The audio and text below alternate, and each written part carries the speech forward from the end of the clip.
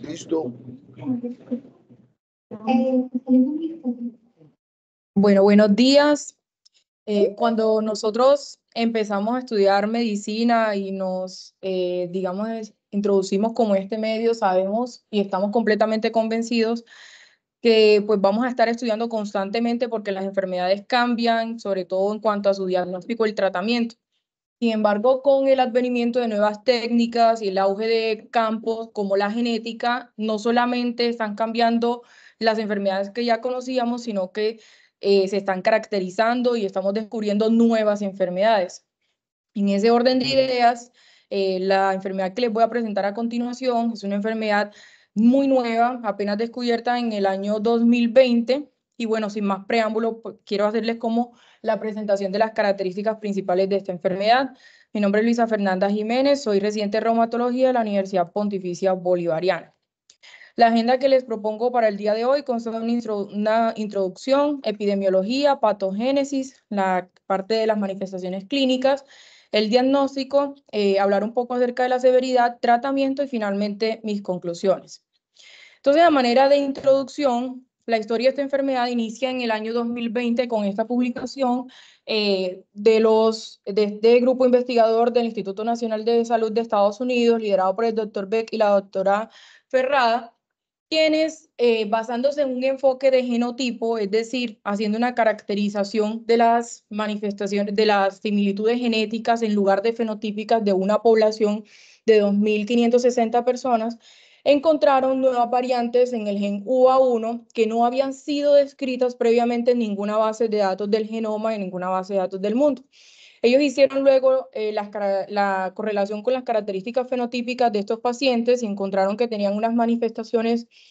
muy particulares que luego pues las contrastaron con un grupo de pacientes de los cuales viene trabajando ampliamente la doctora Marcela Ferrada en policondritis recidivante, y ahí es cuando ellos empiezan a caracterizar esta enfermedad. En total 25 hombres, todos con la mutación o la variante, como es el término actualmente pues más recomendado, en el gen UA1, y destacando una enfermedad monogénica autoinflamatoria, que básicamente a grandes rasgos lo que presenta son manifestaciones tanto reumatológicas como hematológicas, con un espectro clínico multisistémico y con una gran expresión de citoquinas con un perfil inflamatorio bastante marcado. A esta enfermedad entonces se le puso el nombre de VEXAS, toda vez que hace referencia a un acrónimo que significa vacuolas, enzima activadora de la ubiquitina E1, X del ligado al cromosoma X, autoinflamatoria y somática. Entonces, la parte genética es indispensable en esta enfermedad porque básicamente, como hemos comentado, se trata de una enfermedad monogénica donde vamos a encontrar una variante en el gen UA1, y en la primera cohorte, que fue pues este artículo publicado en New England Journal of Medicine del equipo investigador que hizo la primera mención de esta enfermedad, se encontraron 3 variantes específicas que eran modificaciones de un solo nucleótido en la posición 41 del codón de inicio de la transcripción del gen UA1. Y básicamente es el cambio de una metionina por una trionina, de una metionina por una valina y de una metionina por una leucina. Estas fueron, digamos, las mutaciones que se encontraron en el 100% de esos pacientes, que fueron 25 y todos del sexo masculino. Sin embargo, ya hoy por hoy tenemos que no solamente en el síndrome de VEXA se encuentran este tipo de mutaciones, sino también hay mutaciones de empalme, como las que observamos en esta imagen. Adicionalmente, todos los casos que se han publicado eran pacientes hombres y eso le dio la denominación de ligado al cromosoma X. Sin embargo, ya hay casos publicados de mujeres con síndrome de VEXAS, y básicamente son mujeres que tienen monosomía heredada o adquirida del cromosoma X, como el síndrome de Turner, y esto refuerza aún más el tipo de herencia en esta enfermedad. Entonces, en cuanto a la epidemiología, desde la primera descripción en el año 2020 ya se han ido publicando cada vez más casos, como la serie alemana, la serie italiana. En Japón también pues han publicado una serie de casos, y la más grande hasta el momento, que es la serie de la cohorte francesa con 116 pacientes. En aras de mirar cuál es la prevalencia de esta enfermedad, el doctor Beck llevó a cabo este estudio para evaluar la prevalencia, la penetrancia y la expresividad de las variantes de UVA1 en una cohorte de sistema de atención médica. Entonces, básicamente tomaron 163.096 participantes de una base de datos a los cuales se le hizo análisis de variantes de UVA1, encontrando que 14 de esos participantes tenían variantes, de las cuales 11 eran patogénicas y 3 eran de otros tipos, variantes de significado incierto o variantes altamente sospechosas de ser variantes de significado incierto. Luego a esos pacientes pues se hizo la correlación con las características fenotípicas y se hizo como la caracterización de esas variantes y la penetrancia estimada. En ese estudio se llama la atención pues que digamos el motivo de ingreso por el cual pues estos pacientes estaban siguiéndose en su consulta o por el cual estaban en seguimiento muchas veces eran por otros diagnósticos como por ejemplo dermatomiositis, arteritis de células gigantes, polimialgia reumática, psoriasis, granulomatosis con poliangitis o leucemia mieloide crónica, síndrome mielodisplásico. Y venían en seguimiento por especialidades como hematología, reumatología y neumología. Entonces, con estos datos se estableció la prevalencia hasta ahora conocida de la enfermedad y es que en hombres mayores de 50 años se tiene una prevalencia de 1 en 4.269, en mujeres mayores de 50 años de 1 en 26.238, en la población mayor de 50 años en general de 1 en 7.931 y en toda la cohorte de 1 en 13.591. Si nosotros tenemos en cuenta que la prevalencia, por ejemplo, del VIH es de 1 en 10.000 y de vasculitis como la poliarteritis nodosa y de la granulomatosis con poliangitis es de 1 en 18.000, podríamos decir que esta enfermedad no es tan rara, que está más bien del lado de una enfermedad que pues apenas estamos conociendo y apenas estamos caracterizando y puede estar más bien subdiagnosticada, pero no es tan rara como nosotros pensamos. Igualmente, pues es el único estudio que ha establecido como prevalencia y pues tiene algunas limitaciones de que solamente pues se realizó en un solo centro, pero pues nos da pie como a tener una prevalencia estimada de la enfermedad.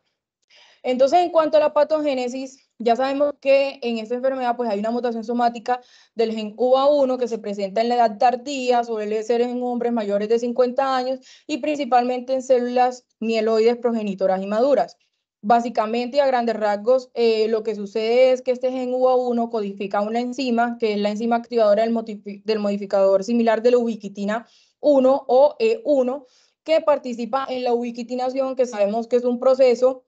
que se encarga pues de la degradación proteica, de ensamblaje de complejos proteicos, de señalización intracelular, reparación del ADN y también está relacionado con procesos de autofagia.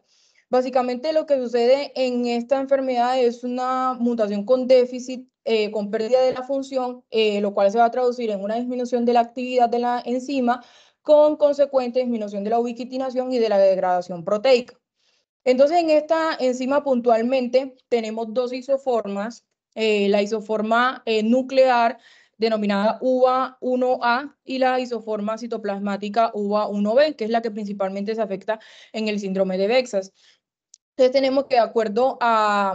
digamos, al tipo de variante, ya sea por la mutación de trionina o de leucina, puede haber algo de enzima residual en el citoplasma y con respecto a la valina, pues es donde menos se ve enzima residual y esto ya veremos que se correlaciona con cierto grado dentro del pronóstico. También vemos de que no solamente está disminuida, sino que esta mutación también puede generar isoformas como UVA1,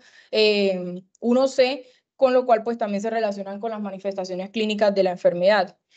Entonces, específicamente, sabemos que esta enzima E1 hace parte pues como del proceso de ubiquitinación y que en los pacientes con síndrome de Bexas, cuando tenemos una disminución de esta enzima, un déficit o una mutación con pérdida de la función, va a haber una disminución de la ubiquitinación a nivel citoplasmático. Esto va a conducir a una disminución de la degradación asociada al retículo endoplasmático con aumento de las proteínas plegadas, aumento del estrés en el retículo endoplasmático y una activación de la respuesta de la proteína desplegada UPR. Esto se da principalmente porque se activan unos sensores en el retículo endoplasmático, principalmente PERK, IR1 alfa y ATF6, que conduce a una pues, cascada intracelular con la consecuente aumento de factores de transcripción, lo cual se traduce con mayor producción de interferón de tipo 1,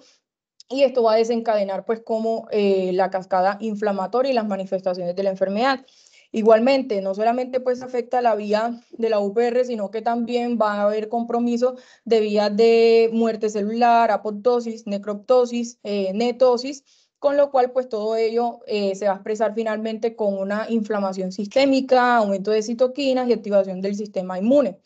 Vemos que, digamos que desde el punto de vista terapéutico pudiéramos impactar en algunas de estas vías y esto justifica en gran parte el manejo que se ha dado del síndrome de Bexas, pero ya vemos que la respuesta puede que no sea tan, tan marcada cuando nosotros vemos la parte de la evolución en estos pacientes. Entonces, en cuanto a las manifestaciones clínicas, pues con esta imagen quise como resumir la gran expresión multisistémica que tiene el síndrome de Bexas y que está documentado en la literatura. Y dentro de estas manifestaciones, lo que principalmente se han documentado es la fiebre recurrente no infecciosa, pérdida de peso, las manifestaciones en piel, que pueden ser principalmente dermatitis neutrofílica, pero también lesiones vasculíticas, eritema nodoso, urticaria, pápulas eritematosas. La condritis es otra manifestación muy común en esta enfermedad y la artritis. Entonces, si nosotros tenemos en cuenta que las manifestaciones sistémicas, las lesiones en piel y la artritis son distintivas en esta enfermedad, son muy características, realmente el diagnóstico diferencial, por ejemplo, con las enfermedades reumatológicas es bastante amplio y eso explicaría por qué muchos de estos pacientes han sido diagnosticados con lupus, con vasculitis, con otras enfermedades antes pues que se hubiese como tal documentado la enfermedad. La condritis, digamos que es una manifestación pues más rara sobre las enfermedades reumatológicas y que la vemos con frecuencia en la policondritis residente, que es un trastorno realmente raro. También el compromiso respiratorio entra dentro de esas manifestaciones frecuentes en el síndrome de Bexas, tanto así que muchos autores recomiendan que ante la sospecha también se debería realizar un TACAR, toda vez que se han encontrado en una gran prevalencia de estos pacientes infiltrados pulmonares, incluso derrame pleural. Digamos que lo que es muy representativo de la enfermedad es la combinación de manifestaciones tanto inflamatorias como hematológicas. Entonces, las inflamatorias son las que les he comentado previamente y las hematológicas que se observan casi que en un 100% en los pacientes en todas las cohortes hasta ahora descritas, son principalmente la anemia macrocítica, linfopenia, trombocitopenia y en algunos pacientes monocitopenia. Entonces, estas son como algunas de las imágenes de pacientes convexas que se han documentado en la literatura, básicamente las lesiones dermatológicas, dermatosis neutrofílica, la condritis que puede ser de orejas, de nariz, el compromiso ocular que también puede ser por uveitis, episcleritis, edema periorbitario, masas retroorbitarias y los infiltrados pulmonares, como les venía mencionando, que es una manifestación que se ha visto bastante frecuente en la enfermedad. Para mirar un poco acerca de la prevalencia del comportamiento clínico en esos pacientes, quisiera que miráramos este estudio, pues que es de la Corte Francesa, un estudio observacional, multicéntrico, retrospectivo con 116 pacientes,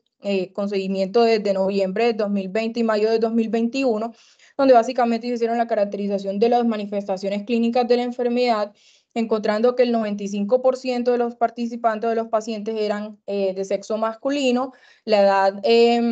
promedio en el momento del diagnóstico del síndrome de Bexas era 71 años, aunque ellos habían tenido síntomas en promedio a los 65 años, y las manifestaciones clínicas más comunes, de nuevo, fiebre, pérdida de peso, lesiones dermatológicas, compromiso pulmonar y la condritis. Y dentro de las manifestaciones de laboratorio, la más común fue definitivamente la anemia macrocítica.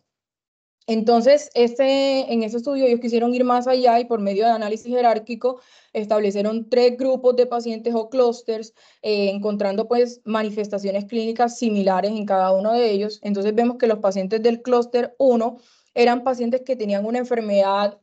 por así decirlo, leve a moderada, en los cuales se encontró menos fiebre, pérdida de peso, menos compromiso pulmonar, menos linfadenopatía y trombosis no provocada, así como menores niveles de PCR en comparación a los pacientes del clúster 2 y del clúster 3. Los pacientes del clúster 2 fueron los pacientes que tuvieron una enfermedad más grave. En estos pacientes se documentó más síndrome mielodisplásico, más gammopatía monoclonal de significado incierto. Fueron los que tuvieron menores niveles de plaquetas, mayor compromiso pulmonar, cardíaco, gastrointestinal y también los que presentaban más condritis. Y los del clúster 3 fueron los que tuvieron mayores niveles de PCR, también tenían gran parte lesiones dermatológicas, también tenían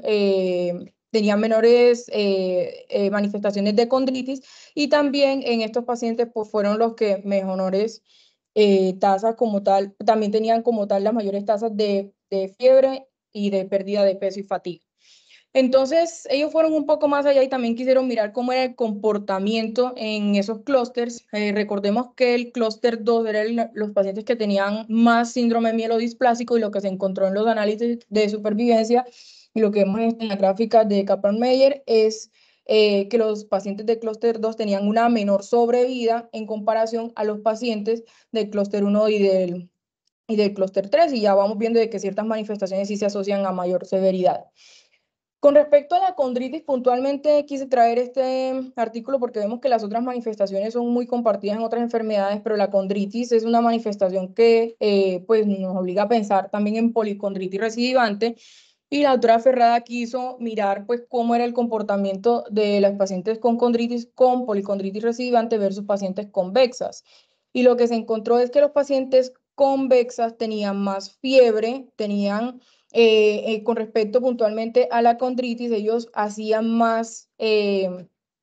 condritis de nariz y de orejas, pero no comprometían la vía aérea. Y esto, pues según lo que nos propone este artículo, podía ser como un dato distintivo entre la condritis de los pacientes convexas versus los pacientes con policondritis recidivante. También los pacientes convexas tenían reactantes de fase aguda más elevados, mayores tasas de muerte y mayor asociación con síndrome mielodisplásico. Sin embargo, como todo no está escrito en esta enfermedad, les traigo este artículo que es el primer caso, y creo que hasta el momento el único caso publicado de VEXAS en Colombia, fue el primer caso en Sudamérica, de un paciente de 72 años con una mutación del gen UVA1 de tipo valina, en el cual pues este paciente sus manifestaciones clínicas eran fiebre, pérdida de peso, dinofagia, artritis en metacarpofalángicas, condritis auricular y mialgias. Y dentro de los hallazgos interesantes es que este paciente dio condritis de la vía aérea, que justamente pues en el artículo de la doctora Ferrada nos hacen como una distinción de que esto pudiera ser un poco más exclusivo a los pacientes con policondritis residente y que no se ven VEXAS, pero vemos que este paciente justamente hizo una condritis de la vía aérea. Acá vemos el análisis por secuenciación Sanger de la mutación de la valina y la presencia de vacuolas citoplasmáticas en las células mieloides. Entonces, en cuanto al diagnóstico, vemos que estos pacientes suelen ser diagnosticados o tienen una enfermedad asociada en la gran mayoría de los casos, o han estado teniendo seguimiento por diversas especialidades por otros diagnósticos. En la primera cohorte, estos pacientes entraron con diagnóstico de policondritis recidivante, síndrome de Sweet, síndrome mielodisplásico, gammopatía monoclonal de significado incierto, mieloma, poliarteritis nodosa y arteritis de células gigantes, por ejemplo. Entonces, en este artículo, este autor propone como ciertos datos desde el punto de vista demográfico, clínico, coexistencia con enfermedades y hallazgos de laboratorio que permiten que pues tengamos como en el radar o entre en el diagnóstico diferencial los pacientes convexas. Y es que básicamente en un paciente de edad avanzada, predominantemente masculino, de tipo caucásico, con manifestaciones clínicas como una fiebre recurrente no explicada, una policondritis recurrente, artritis inflamatoria predominantemente de miembros inferiores, que tengan vasculitis que comprometan diferentes diámetros de vaso, que tengan un compromiso ocular resistente al tratamiento o manifestaciones en piel como vasculitis leucocitoclástica o síndrome de Sweet resistente al tratamiento, así como la coexistencia con enfermedades del tejido conectivo como lupus, espondiloartritis, vasculitis o policondritis residente resistente al tratamiento, o diagnósticos de una malignidad hematológica, así como hallazgos de laboratorio como anemia macrocítica, la presencia de vacuolas en la médula ósea y reactantes de fase aguda muy elevados de forma inexplicada, no debería orientar o hacer, pues, entrar en el diagnóstico diferencial en un paciente con un síndrome de VEXAS. Claramente, pues ya con la mutación de UA1, eso nos haría el diagnóstico. Para grandes rasgos o a manera resumida, pues siempre tenerlo en cuenta. En pacientes mayores de 50 años con una enfermedad inflamatoria refractaria al tratamiento y con anomalías hematológicas progresivas. La doctora Ferrada quiso ir un poco más allá y ella estableció este modelo predictivo en el cual en un paciente con condritis de nariz o de orejas masculino que tuviese un volumen corpuscular medio mayor de 100 femtolitros y unas plaquetas menor a 200.000, y llama la atención pues que pone un corte más alto de lo que nosotros consideramos trombocitopenia. En estos casos tenemos una sensibilidad del 100% y una especificidad del 96% para establecer el diagnóstico de VEX. Esas son manifestaciones que debemos tener como en cuenta y en el radar. Entonces, en el enfoque diagnóstico, digamos que hay algunas ayudas que son indispensables en estos pacientes. El PET es algo opcional, pero realmente pues, de mucha utilidad, dado que con el PET scan lo que nos va a mostrar es una actividad hipermetabólica en la médula ósea, como observamos en estas imágenes. El aspirado de médula ósea, sabemos que uno de los datos distintivos de la enfermedad es la presencia de vacuolas, y son vacuolas citoplasmáticas en las células progenitoras medulares mieloides. Hay que hacer la aclaración de que estas vacuolas no son patognomónicas, incluso se observan en pacientes con alcoholismo crónico, con sepsis, con exceso de zinc o deficiencia de cobre, y que su ausencia no excluye el diagnóstico de VEXAS. Para hacer como tal o considerar estas vacuolas como altamente sospechosas o que entran como en el diagnóstico de VEXAS, debe haber más de una vacuola por célula en más del 10% de los precursores de neutrófilos asociados a un contexto clínico sugestivo. Y en cuanto al estudio genético, pues esto va a dar como ya el sello distintivo de la enfermedad, y pues se debe demostrar como tal la mutación del gen UA1, usualmente por medio de secuenciación Sanger, como se ha establecido previamente en los estudios o en los casos que ya se han documentado. Entonces, este es un algoritmo que me pareció muy interesante, pues que resume como toda esa información acerca del diagnóstico, y es que en un paciente con sospecha clínica, que básicamente es que tenga algunos de los diagnósticos que hemos mencionado previamente, o que tenga manifestaciones hematológicas como la anemia macrocítica, que tenga trombocitopenia, síndrome mielodisplásico, gamapatía monoclonal, o que tengan una enfermedad refractaria al tratamiento o dependencia permanente a corticoides, pues entra como tal en la sospecha diagnóstica. Estos pacientes deben ser llevados aspirados de médula ósea, y pues lo que observaríamos sería la presencia de vacuolas citoplasmáticas en precursores eritroides y mieloides. Independientemente de su presencia o aunque no documentemos esto, este paciente igualmente debe ser llevado a análisis genómico de ADN, ya sea en médula ósea o en las lesiones en piel, para observar como tal la secuenciación del gen UA1, y pues si lo tenemos positivo, esto nos hace claramente como el diagnóstico. Con respecto a la severidad, se han establecido como algunos, digamos, factores o algunas manifestaciones que nos hablan de que ese paciente puede tener una enfermedad más severa. En la corte francesa no solamente habíamos observado que los pacientes con síndrome mielodisplásico tenían menor supervivencia, sino que también ellos hicieron como el análisis de acuerdo al tipo de mutación que tenían esos pacientes. Entonces ellos incluyeron solamente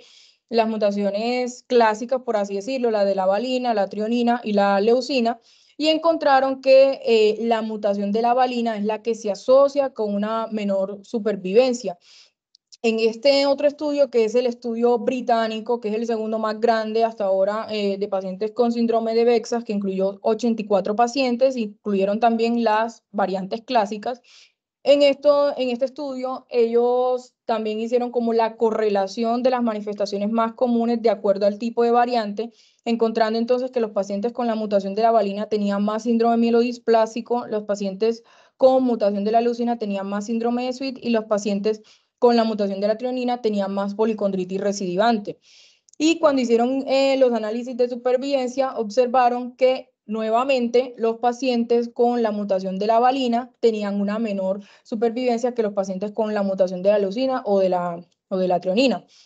En ese estudio también ellos quisieron ir un poco más allá y quisieron mirar si la carga alélica se correlacionaba con el pronóstico o la menor supervivencia y realmente pues no hubo una asociación significativa, pero cuando miraron si los niveles de enzima residual se correlacionaban pues con este mal pronóstico, una menor supervivencia, realmente esto sí tuvo una diferencia estadísticamente significativa, y es que vemos que los pacientes con la mutación de la valina tienen menor enzima residual que los pacientes con la mutación de la trionina y de la leucina. Además, en este otro estudio que incluyó 83 pacientes tanto de la cohorte francesa como de la cohorte británica, con las mutaciones clásicas, en los análisis multivariados encontraron que curiosamente los pacientes con condritis de oído tenían una mejor supervivencia, pero los pacientes con mutación de la valina tenían una peor supervivencia, y también los pacientes que tenían mayor requerimiento de transfusiones o habían estado expuestos de forma pues, más frecuente a transfusiones. Y lo que observamos nuevamente que en los pacientes con mayor enzima residual, ya sea por mutación de la leucina o la trionina, en comparación con la valina, que tienen menor enzima residual, pues esos pacientes se relacionaban más con síndrome mielodisplásico. Entonces, esto nos habla un poco acerca de la potencial importancia de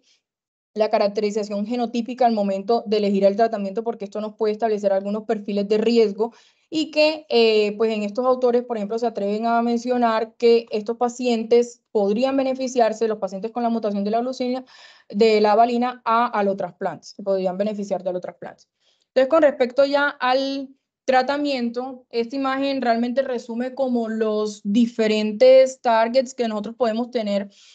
En cuanto al tratamiento del síndrome de Bexas, podemos hacer tratamientos dirigidos a tratar o atacar el clon, que esto básicamente va a estar dado mediante trasplantes de células hematopoyéticas o agentes hipometilantes, que son, digamos, tratamientos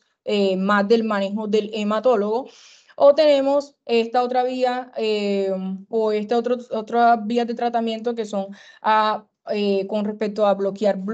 las citoquinas o vías inflamatorias, y aquí entraría pues el manejo con glucocorticoides, con anti-L1, anti-L6, los inhibidores JAKs, ciclosporina. Y ya el tratamiento de soporte, que incluiría pues el manejo de las transfusiones para las citopenias, hormonas de crecimiento, factores de crecimiento de granulocitos, la tromboprofilaxis y la profilaxis de infecciones. Esto es un dato que no había mencionado hasta ahora en el momento de la charla, pero es supremamente importante, dado que lo que se observa es que los pacientes con síndrome de Bexas tienen mayor riesgo de infecciones y de infecciones graves. Según lo que nos mencionaba en una charla la doctora Marcela Ferrada, son pacientes que se ven muy complicados, y no solamente como lo que nosotros observamos de la fiebre, la artritis, sino que son pacientes que usualmente hacen muchas infecciones, muchas hospitalizaciones y muchos requerimientos de manejo en unidad de cuidados intensivos. Sin embargo, cuando ya nosotros empezamos como a mirar detalladamente algunos datos con respecto al tratamiento, vemos que realmente los datos no son tan alentadores. Y es que, por ejemplo, en este estudio que incluyó 11 pacientes, que quiso mirar como la mediana de seguimiento hasta el siguiente tratamiento, es decir, que un paciente tuviese un tratamiento, hasta qué punto duraba para tener que hacer como un cambio a otra línea. Este estudio tuvo un seguimiento de 24 meses, y lo que se observó es que los pacientes tenían aproximadamente una media de líneas de tratamiento de 3. Y lo que vemos es que estos medicamentos de tipo metotrexato, anti-L1, anti-L6, sí tienen una buena respuesta, pero se pierde muy rápidamente en el tiempo, aproximadamente a los 4 meses con metotrexato, a los 8 meses con IL-6. Y los que realmente salieron mejor, por así decirlo, posicionados en este estudio fueron la ciclosporina, que de hecho pues en algunos reportes de casos se ha utilizado en enfermedad refractaria antes de los biológicos, y a esos pacientes les ha ido muy bien, y la azacitidina, que es un agente hipometilante y que es pues realmente el medicamento con el cual se ha visto como una mejor evolución aproximadamente 22 meses antes de tener que recurrir como a otro tratamiento. Entonces, si bien son medicamentos que ayudan en el control de la inflamación, la eficacia es transitoria, y el otro punto es que no se observó como tal mejoría en las citopenias ni en la displasia. Ahora, con respecto puntualmente a sacitidina, que vimos que tenía como una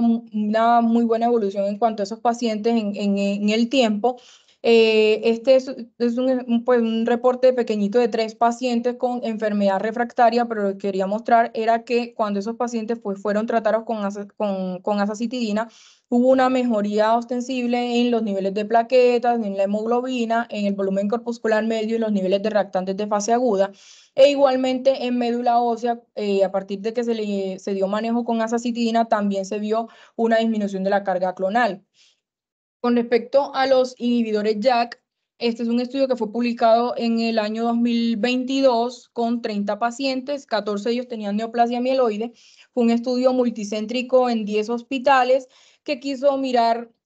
comparar pues como el comportamiento de distintos inhibidores JAK. Fue un estudio que tuvo el seguimiento entre abril de 2018 y febrero de 2022. Y lo que se encontró en la parte superior observamos como la mejoría clínica y en la parte inferior como la respuesta biológica. Y si observamos de manera muy marcada, ruxolitinib en comparación con otros JAK como tofacitinib,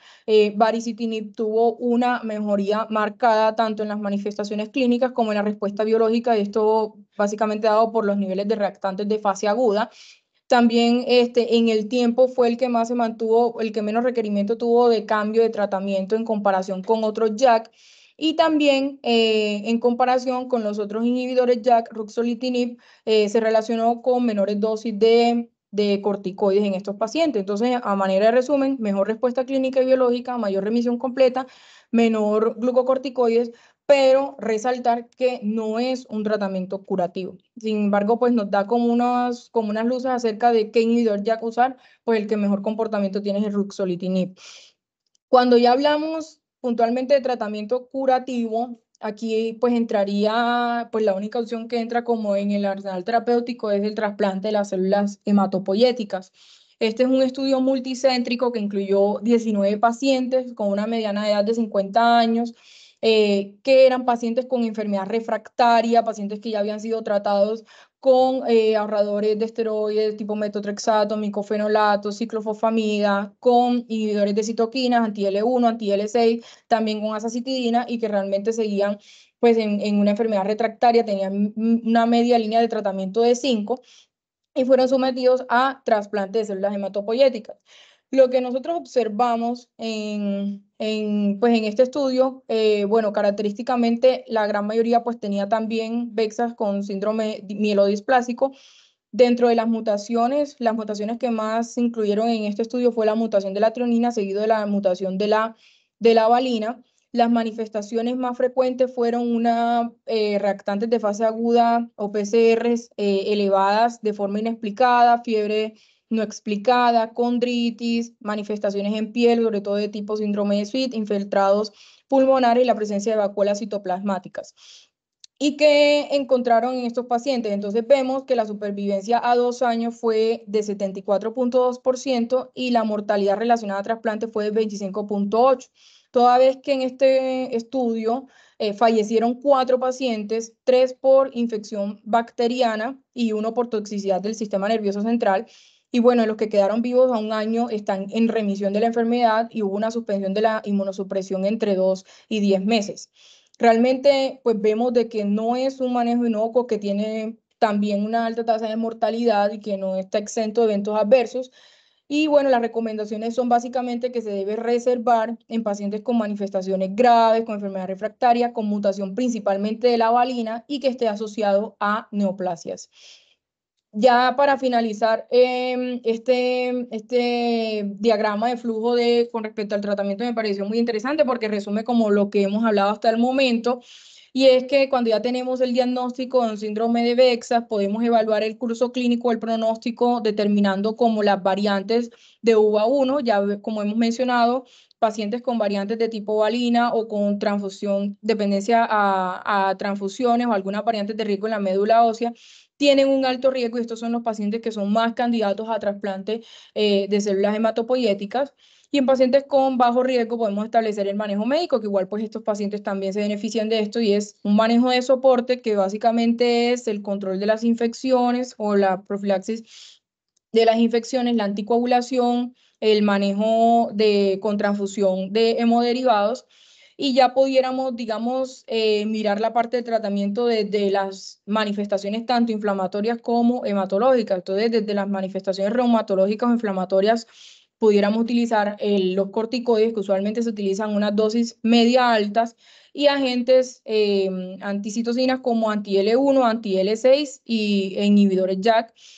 Y dentro de las manifestaciones hematológicas, pues los inhibidores JAK y también como tal, pues el trasplante de médula ósea, el trombopac, entre otras estrategias, pues que ya quedarían como a experticia del manejo como tal por hematología. Entonces, finalmente, mis conclusiones es que síndrome de Bexa se trata de una enfermedad muy compleja que requiere una valoración multidisciplinaria entre los servicios de medicina interna, de reumatología, de hematología, neumología, que la sospecha clínica principalmente en hombres, aunque sabemos que pues hoy por hoy no solamente los hombres, pero y mucho más frecuente en hombres, edad avanzada, en pacientes con manifestaciones tanto inflamatorias como hematológicas y pacientes con enfermedad refractaria, que el tratamiento,